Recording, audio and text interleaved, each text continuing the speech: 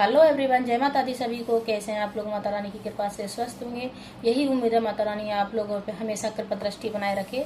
तो आज मैं ये वीडियो लेके आई हूँ घर की बरकत के लिए। हमें घर की बरकत के लिए क्या क्या करना चाहिए ऐसा जो हमारे घर की बरकत बनी रहे।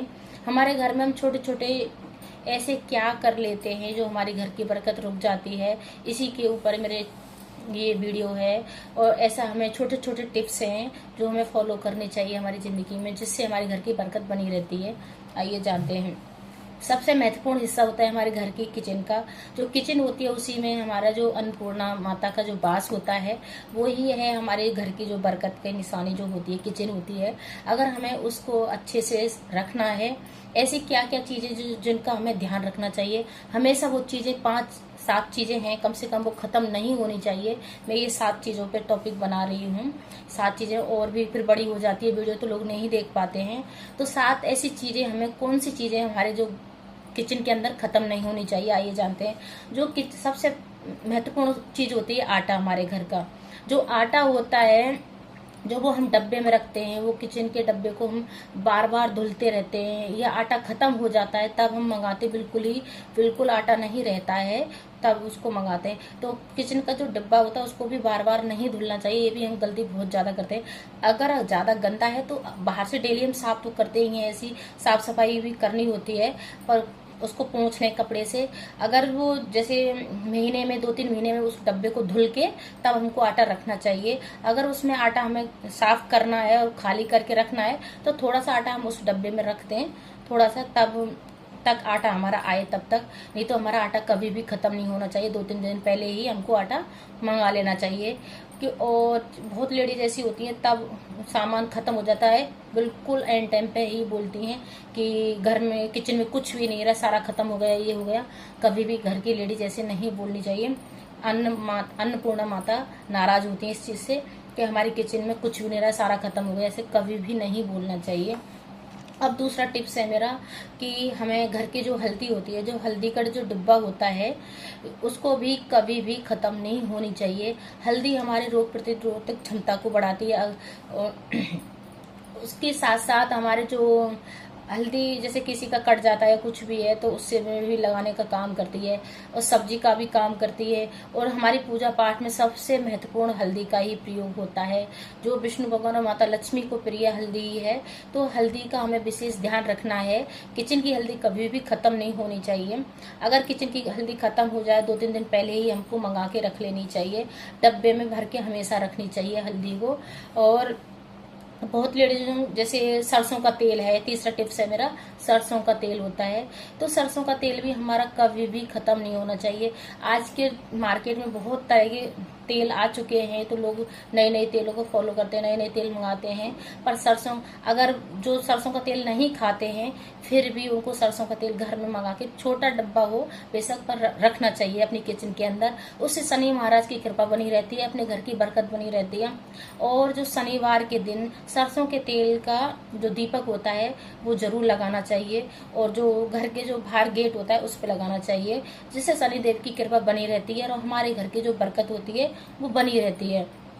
और जिससे लोगों पे साढ़े साती वगैरह चलता है तो उससे भी हमारे जो ग्रह खराब होते हैं वो भी हमारे ग्रहों को सुधारती है। तो इसलिए हमें सरसों का तेल हमें अपनी किचन के अंदर रखना चाहिए। अब आता है चावल। तो चावल भी कभी भी हमारे घर जो किचन होती है उसमें कभी भी खत्म नहीं होना चाहिए। चावल हमारी पूजा पाठ का महत्वपूर्ण हिस्सा है। चावल अन्नपूर्णा माता का प्रिय अनाज है। गेहूं, आटा हो गया, और चावल, ये हमारे घर में कभी भी खत्म नहीं होने चाहिए। अगर हम चावल कम खाते ही नहीं हैं तो 1 केजी के आसपास डब्बे में भर के रखें, जिससे कभी खिचड़ी भी बना सकते हैं। शनिवार को भी खिचड़ी बनाते हैं तो कभी भी यूज आते हैं, पर चावल कभी खत्म नहीं होने चाहिए। और हमेशा उन चावलों को अपने साफ सुथरे एक डब्बे में भर के रखें, क्योंकि पूजा पाठ का महत्वपूर्ण हिस्सा होता है चावल। हम पूजा पाठ में भी लेते हैं, अच्छे मांगलिक कार्यों में भी हम चावल का यूज करते हैं, तो चावल भी हमारा कभी खत्म नहीं होना चाहिए। अब आता है मेरा 5वां पॉइंट, 5वीं जो टिप्स है। वास्तु शास्त्र के अनुसार सबसे महत्वपूर्ण होता है नमक। अगर हमारा ये नहीं है कि नमक हमारा यूज नहीं होता, नमक माता लक्ष्मी का प्रिय वस्तु है। और माता जैसे बहुत लोग क्या शुक्रवार को, अगर हर शुक्रवार को नमक खरीदते हैं, इससे माता लक्ष्मी भी हमसे प्रसन्न होती है। अगर आप नमक खरीद रहे हैं तो शुक्रवार को खरीदना चाहिए सुबह के टाइम में, जैसे सूर्योदय होता है उससे थोड़ी देर बाद। अब अगर नमक लेके आते हैं अपने घर में, आप कम से कम 8 शुक्रवार करके देखना, देखना आपको चमत्कार मिलेगा इसमें।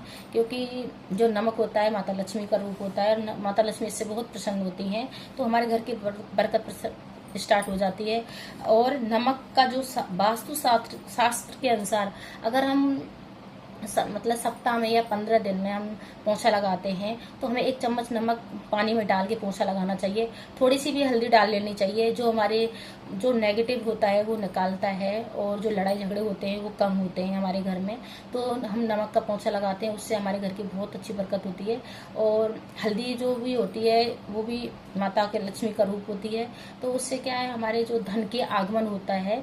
इसलिए आप ये कर सकते हैं। और जो बुरी नज़र लगती है हमारे बिजनेस को, हमारे घर को, हमको या हमारे बच्चों को, तो वो बुरी नज़र के जो नज़र दोष होता है उसको दूर करने के लिए 1 मुट्ठी नमक ले लेना है, अपने घर के ऊपर उबार के या अपने ऊपर उबार के उसको हमें फ्लैश कर देना है, या तो टॉयलेट में या कहीं भी। टॉयलेट में ही सबसे अच्छा रहता है, जो इंडियन टॉयलेट होती है तो उसमें फ्लैश कर दो, या वैसी टॉयलेट होती है तो उसमें फ्लैश कर दो। उससे क्या है, हमारी जो नज़र होती है वो निकल जाती है, पर उसको देखना नहीं चाहिए मुड़ के। हम जब फ्लैश करते हैं उस टाइम हमें देखना नहीं चाहिए, और हमें फ्लैश कर देना है वो।